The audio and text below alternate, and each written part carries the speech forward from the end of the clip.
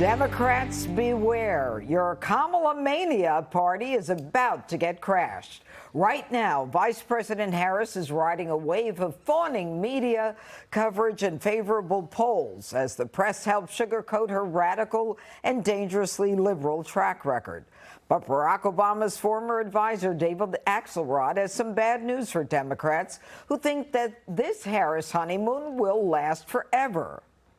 You know, there's a lot of irrational exuberance on the side of on the Democratic side of the aisle right now because there was despair for some period of time about what November was going to look like. Now people feel like there's a chance, but it is absolutely Trump's race to lose right now. He is ahead, and he is ahead in most of the battleground states. Everybody should be sober about that on the Democratic side.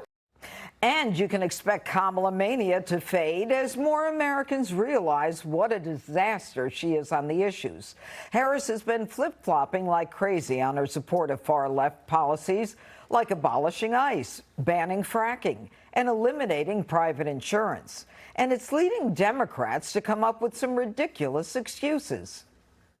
What do you think that voters should think when she's reversed herself on several issues just in the last 4 years? I think that voters should think that she's a human being who learns new things every single day. So no concern about flip-flopping? No concern about flip-flopping. This is our country changes every single day. The conditions of our country changes every single day. The vice president has been consistent in her values, and there are lots of different ways to solve the challenges that are in front of us. All right, Jesse, should we attribute Kamala's flip-flopping to A, political opportunism, B, her effort to become a Republican, or C, her just being a human being and learning about life? D, all of the above. I had a little irrational exuberance last week when Greg was gone. Anybody but Greg was sitting in that chair, and it was fantastic. Same thing with Biden. It's anybody but Biden, and the Dems are excited. This Democrat machine, I am in awe of. They can take a woman who was probably less popular than Dick Cheney, and now she's the pantsuit messiah. This is someone they tried to rip off the ticket a year ago, and now she's a cultural phenomenon.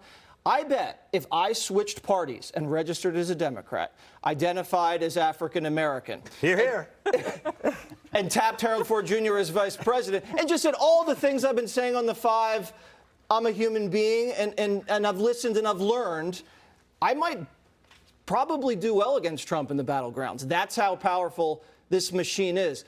I know Harold Ford Jr. likes to give people the benefit of the doubt, so let's just give her the benefit of the doubt. Let's just say she did listen and she learned because she's a human being. Well, she stopped listening and learning after she got into the White House because we've been telling her to close the border. We've been telling her to stop spending money. We've been telling her to stop putting boys in girls' locker rooms. She hasn't listened at all. She hasn't learned from any of that. And not only do you have to listen to be a leader, you have to lead. When has Kamala Harris led anything? Donald Trump led on tariffs, border, China, NATO. You can look at his website right now. He has a vision for what he wants to do. You go to Kamala Harris's website right now. She doesn't even have a policy proposal if she gets elected. So, Harold, why is Kamala relying on surrogates to get her message out? Good to be around the table. Hope you had a good weekend. I'd say a couple of things. I like the pantsuit messiah thing. That was good. Thank you. I'd say a couple of things about what she's doing. And some of it I've said in the past, and I think it applies to both candidates.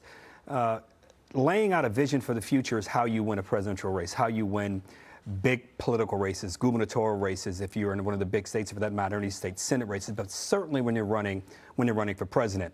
George Wallace was a Democrat, was a Alabama governor who was a segregationist. He campaigned in 1968 on basically codifying that I couldn't marry my wife because she's white. He said he didn't believe that blacks and whites should be able to get married. He believed that blacks had a certain place in society. Before he died, you know who hugged him? Jesse Jackson hugged him. Andy Young hugged him. He made a change. I think when people make changes, the question you're really getting at, Jesse, and I take you seriously when you talk about these things, she's got to prove that she's not just ambitious.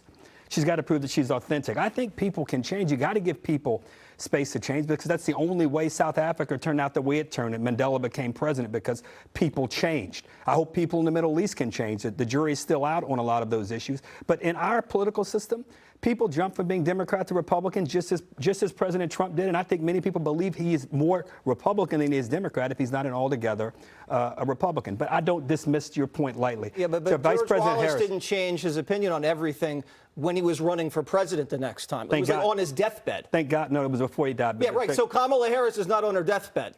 Well, I'm a Christian. I give people an option. I wish he had changed sooner. Maybe he was changing sooner. And when he died, the question is, do you believe in those things? Did he believe in a great America? Your bigger point is this. She, in a debate, is going to have to explain what accounts for these changes.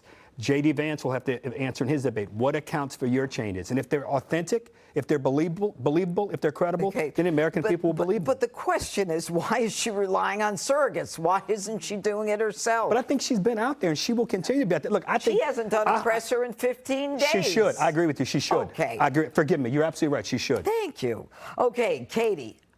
How is it that Trump's lead has pretty much been diminished, and how do Republicans come back from this mania? Well, first, Kamala Harris, people do change. They change their positions, but she is using these surrogates and these anonymous sources for her campaign through the media, who is happy to accommodate, by the way, to say that the position has changed but not explain why it has changed. And these aren't just changes from, like a little tiny, minuscule operation or change. It's massive 180 changes that we're talking about here, from banning fracking, banning electric or oil-powered cars, really big swings. They're not just a little tinkering around the edges when it comes to these issues, and she's not explaining any of it herself.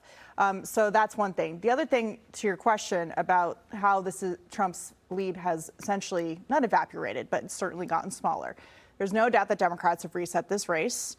That was their goal. They want to win. They want to beat Donald Trump. And President Donald Trump has to define Kamala Harris. He cannot allow her to define herself based on changes she's reporting anonymously through the press and that don't actually reflect her record. Now, a lot of their ads have been doing that, but he can't get distracted by attacking Republicans in Georgia, for example. He should only be talking about the economy, Kamala Harris, and her record, which she is not speaking for himself. That's something they have to. He was very disciplined leading up to the convention. He should go back to that place.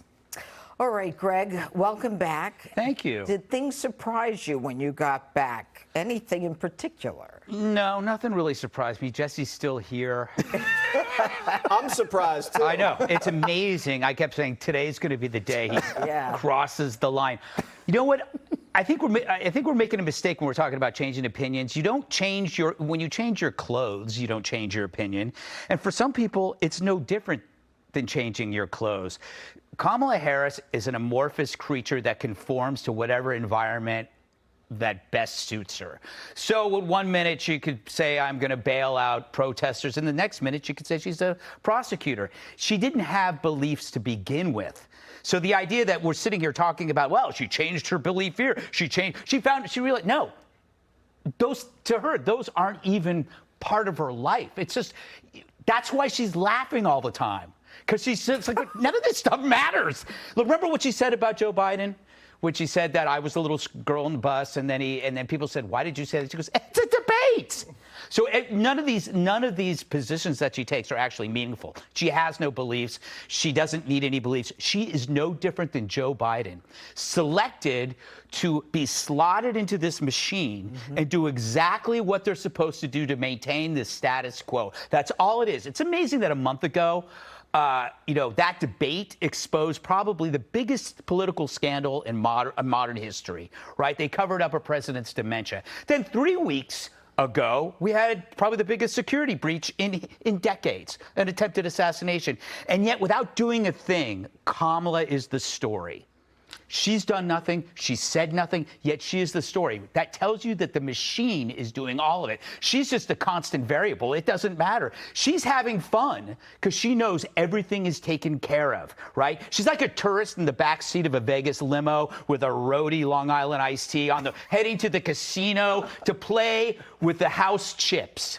Right? But the Republicans, and this is the key point, they have to show up, because the fact is, if you do not confront the Democratic Party with the dementia cover-up and who participated in it, which was her, She's going to get away with it. They were driving full speed into that story, and if the Republicans don't confront them and say she was behind this because she knew she would get the nomination. She knew she would get the nomination if this happened, if they covered it up. That's the story.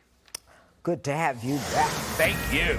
This is a Fox News alert. Fox News confirms several U.S. personnel have been injured following a rocket attack today. It was an air base. It was at an air base in Iraq. The Pentagon is doing a damage assessment. We're working to get more information. Click here to subscribe to the Fox News YouTube page to catch our hottest interviews and most compelling analysis. You won't get it anywhere else.